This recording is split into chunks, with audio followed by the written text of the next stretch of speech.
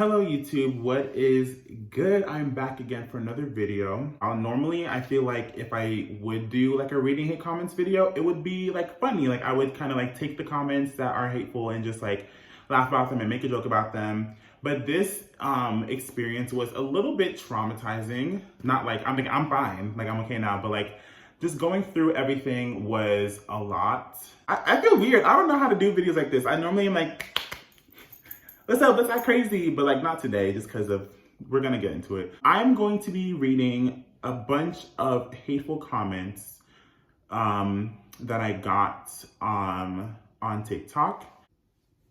I've read some of them. It's been a little over a month now since the comments happened. I was working with a brand. It was a campaign for Pride, and it was in support of the human rights campaign. Basically, I really can't even like talk right now. I don't even know.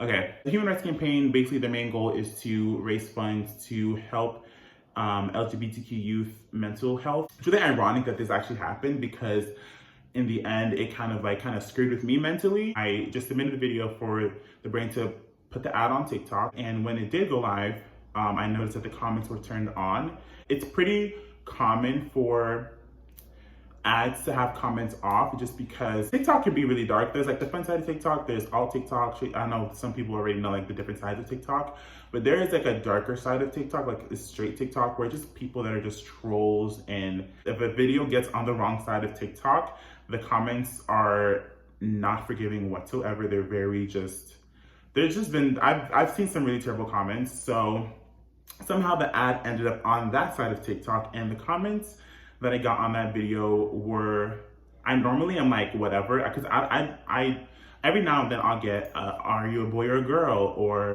not really knowing my pronouns, even though I have it in my bio and I've kind of said it before. But the comments that I got on that video were very transphobic, homophobic, racist, bigoted, just like disgusting comments that I didn't expect to see, especially being that the brand, I feel like they should have turned off the comments just to protect me, and the comments were on for a long time. This is not like the comments were on for like 30 minutes or an hour. The comments were on for like 14 hours, and the video was soaring, getting so many views and so many likes and so many comments. I think if I look, the last time I checked, I don't remember, I think at one point I had like 13,000 comments. A lot of them were really hurtful, and I normally just don't care. I get comments like that all the time, or like not as bad, but I get comments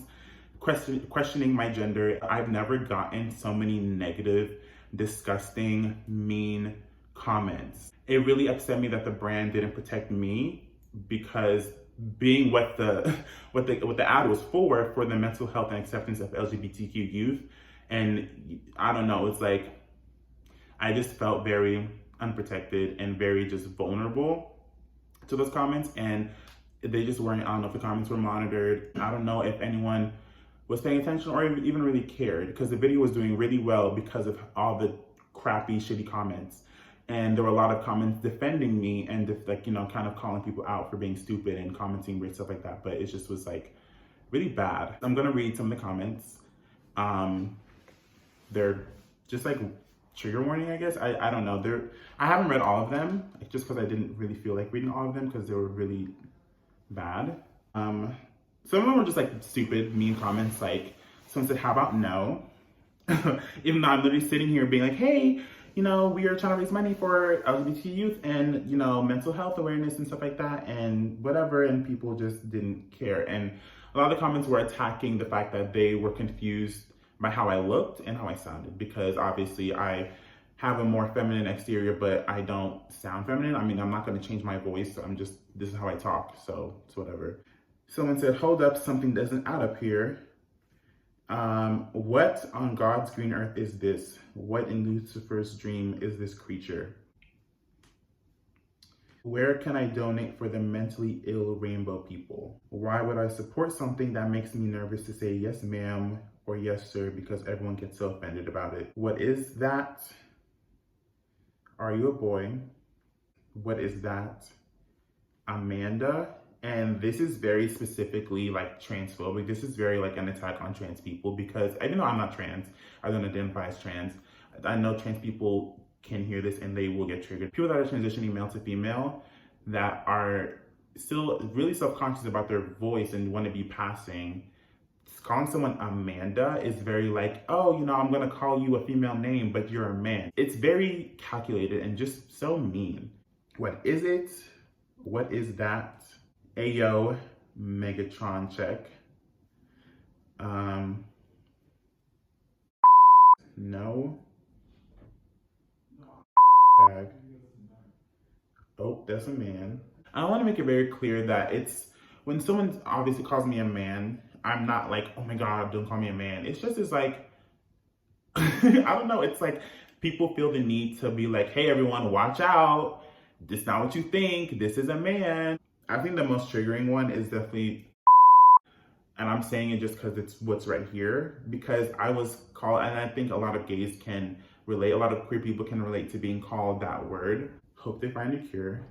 I'll donate $10 to find a cure. Hope they find a cure. You have nothing better to do, like for real? Those are all of the comments that I screenshotted.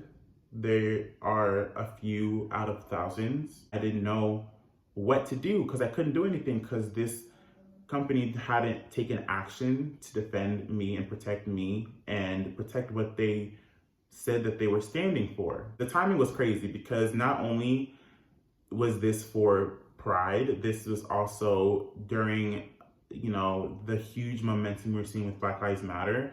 And for me to be like a minority within a minority within a minority group, like I'm Black and I'm gay and I'm femme, and it's just like things did get handled and the brand was held accountable by me and my management. Especially during Pride Month, I think a lot of brands are just like, oh, it's Pride Month, let's check the box and get gay people and do our thing and then, you know, forget about it, you know, the rest of the year, which is not what, like, don't do it if you're gonna do that.